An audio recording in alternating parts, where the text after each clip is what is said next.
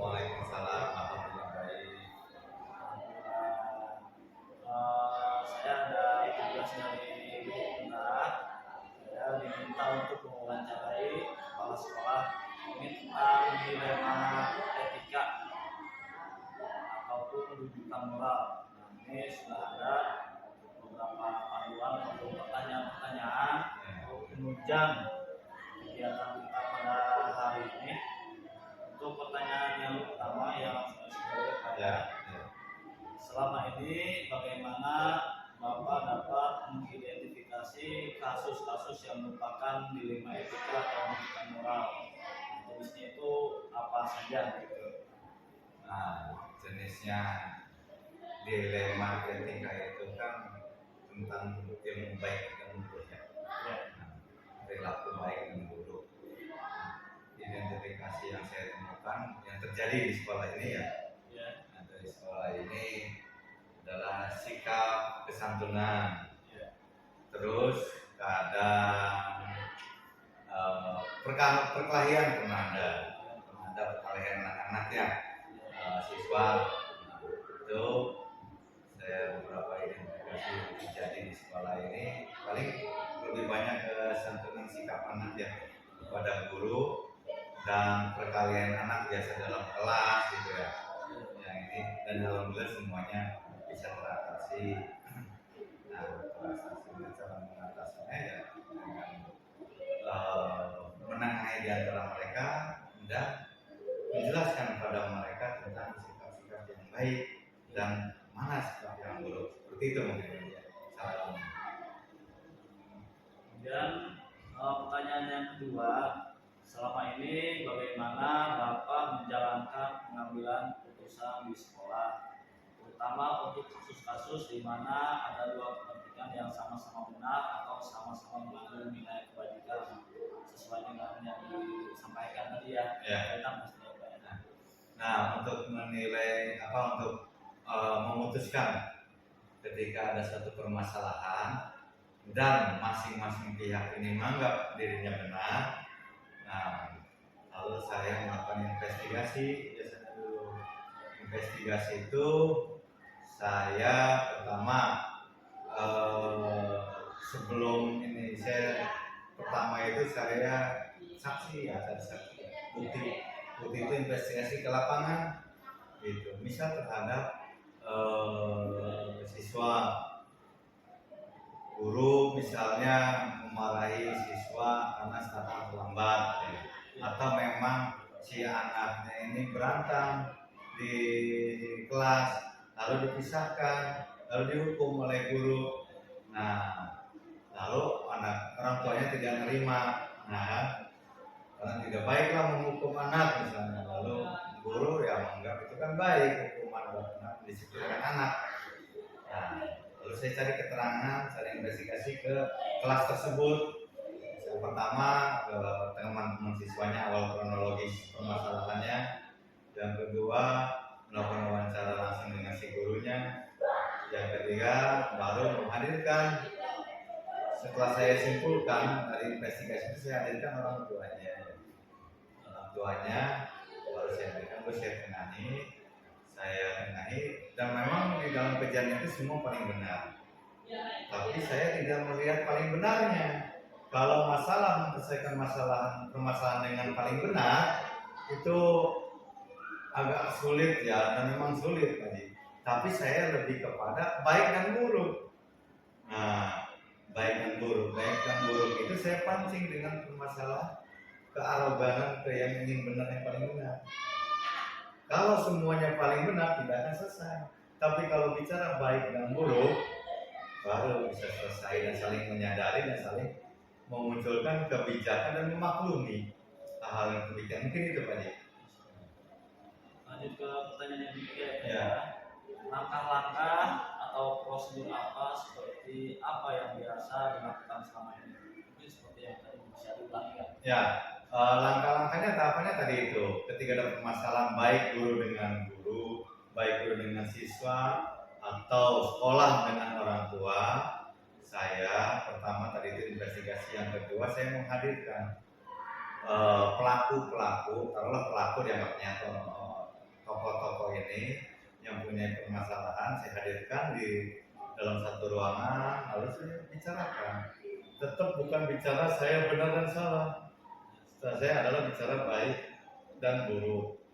Lalu berikutnya setiap saya rapat evaluasi dengan pihak sekolah dan dewan guru, saya akan ulas itu dan saling mengingatkan bahwa permasalahan-permasalahan yang terjadi sekecil apapun, ayo kita perbaiki dan kita jaga marwah SD ini.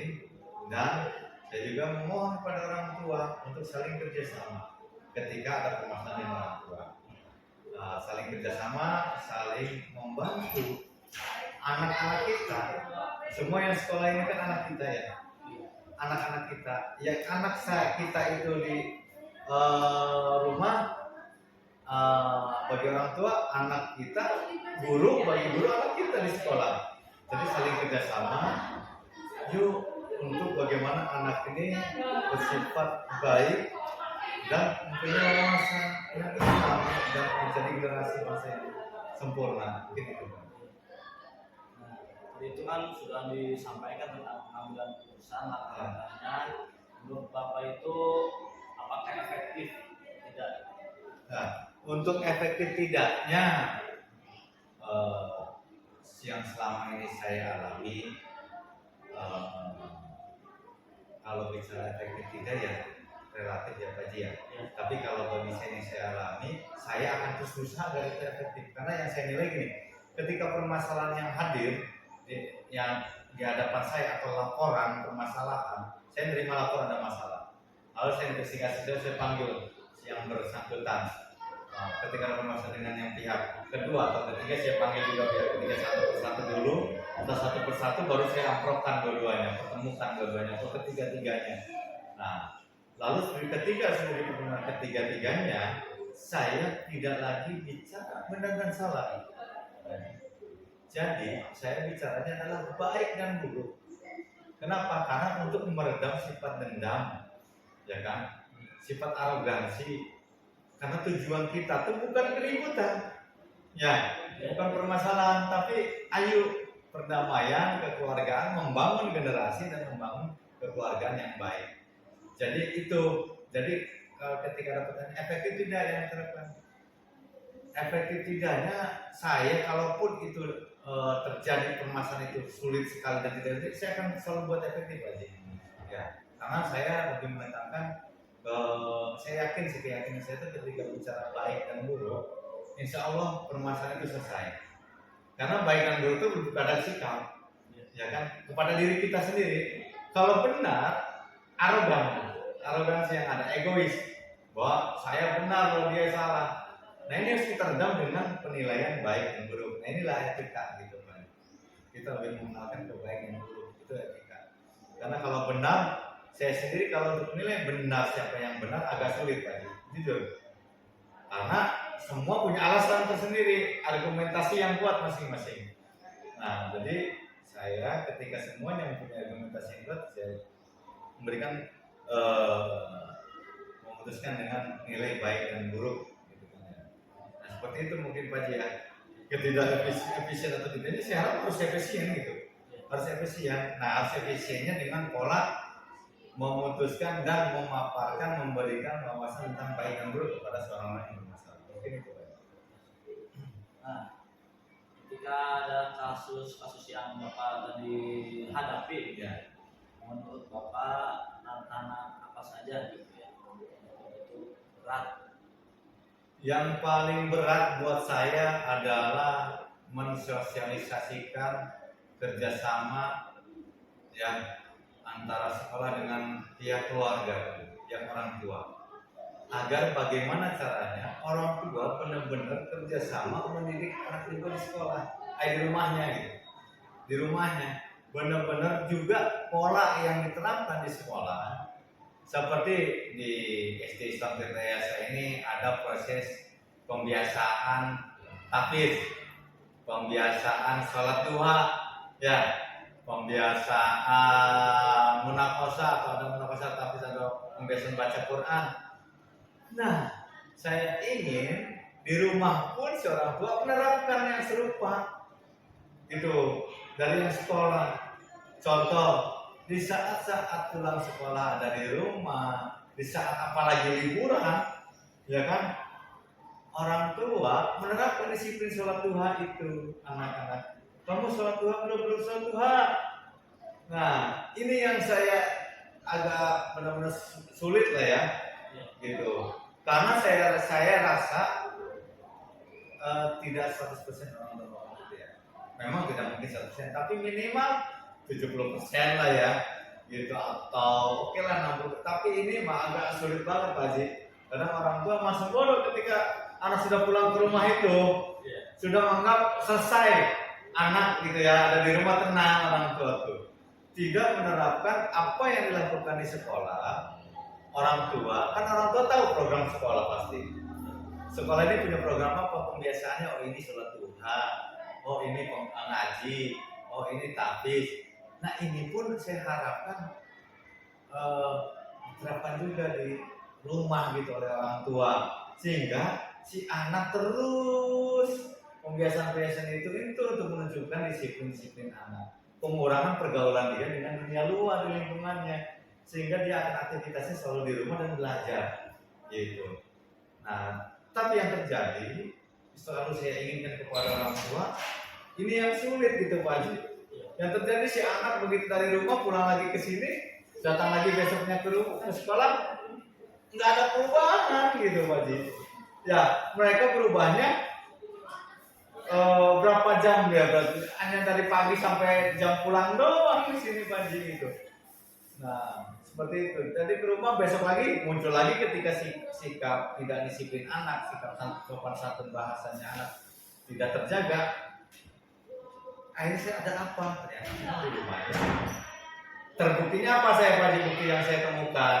Kok para bisa bicara seperti itu? Karena saya sudah membuktikannya dengan permasalahan yang ada. Yang saya hadirkan si orang tua hadir di sini, ya, yang begitu arogannya menyalahkan sekolah, ternyata memang si anaknya dimanjakan di rumahnya gitu, Pak Haji. Nah ini akhirnya ketika anak di guru guru intonasi keras aja, anak nangis manja, melapor pada orang tuanya. Nah di sini terbukti bahwa orang tua tadi itu ya tidak menerapkan pola-pola yang di sekolahnya, ya pola-pola yang baik di sekolahnya seperti pendisiplinan pembiasaan itu di rumahnya tidak, malah dimanjakan dengan gadget. Nah ini yang saya sulit untuk selalu sosialisasikan tentang ayo kerjasama gitu. Ya keluarga terapkan pola serupa di sekolahnya, di rumahnya. Ini yang sulit itu Pak Haji. Karena buktinya tadi setiap ada permasalahan orang tua langsung menyalahkan sekolah. Lalu saya selesaikan dengan permasalahan baik yang buruk tadi.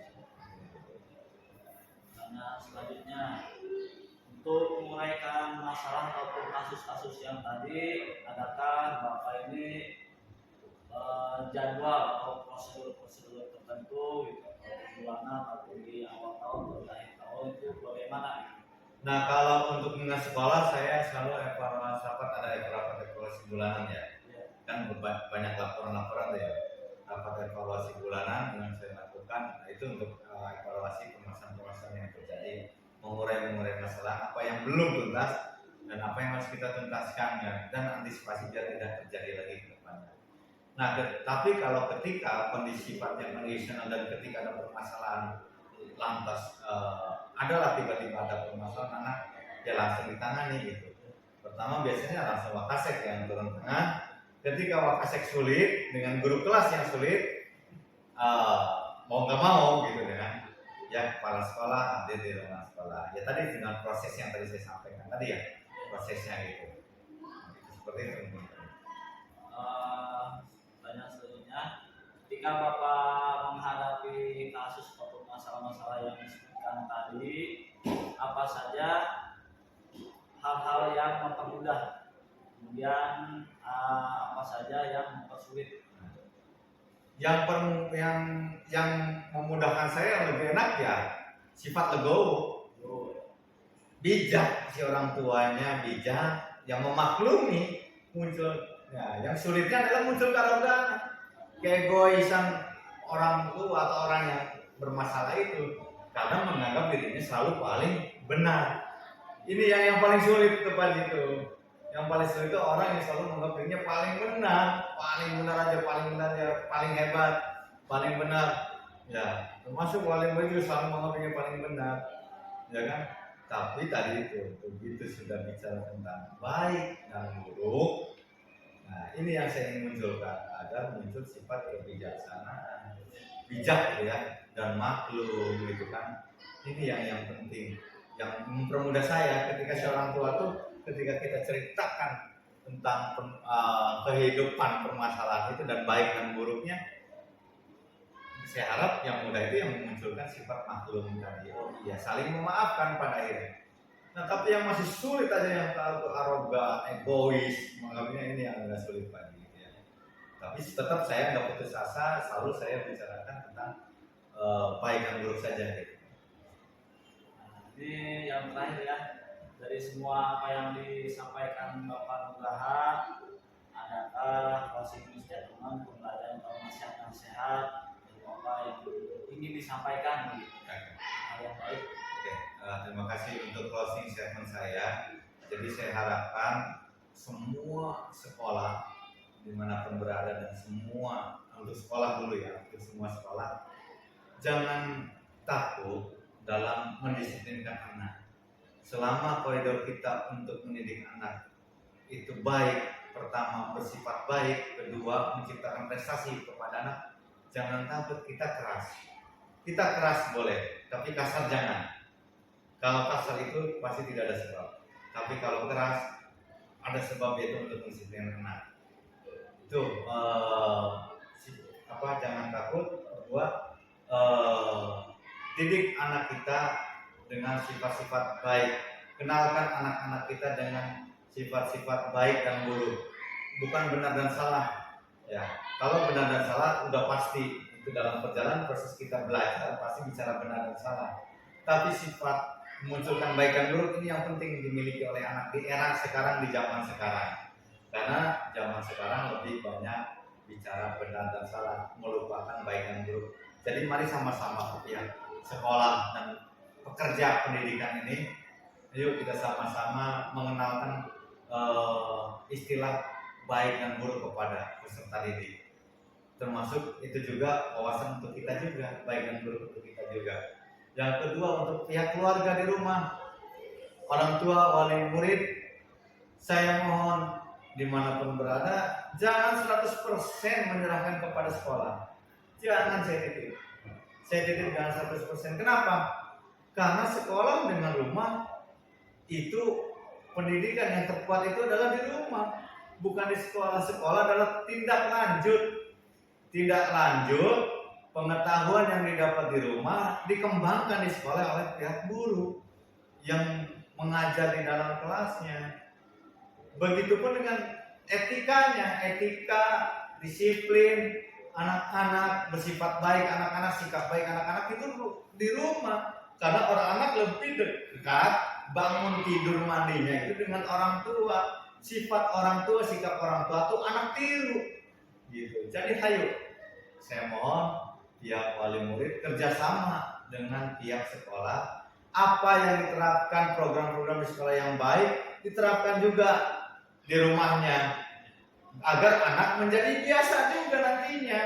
Jangan dibiasa di sekolah, begitu di rumah tidak biasa, akhirnya anak tidak bersifat sikap baik, disalahkan lagi sekolahnya. Ayo kepada orang tua sama-sama menerapkan program yang baik di sekolah, pembiasaan disiplin yang baik di sekolah untuk anak kita terapkan juga di rumah. Karena ini penting, ini juga akan ketika anak aktif dengan program sekolah juga di rumahnya, seperti pembiasan-pembiasan akan mempersempit ruang gerak anak-anak kita bergaul terlalu berlebihan di luarnya. Sehingga anak ada di rumah, pembiasaan, belajar, gadget pun akan terkurangi.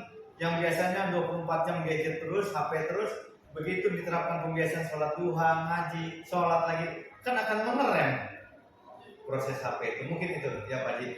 Semangat buat peserta didik, terus buat pendidiknya, dan buat orang tua saling kerjasama. Karena yang terutama adalah sekolah dan orang tua ini harus kerjasama untuk program terhadap anak kita. Ingin anak kita memunculkan sikap baik dan prestasi, ya sekolah dengan pihak keluarga harus kerjasama. Mungkin itu. Terima kasih Bapak Luraha atas posting statementnya.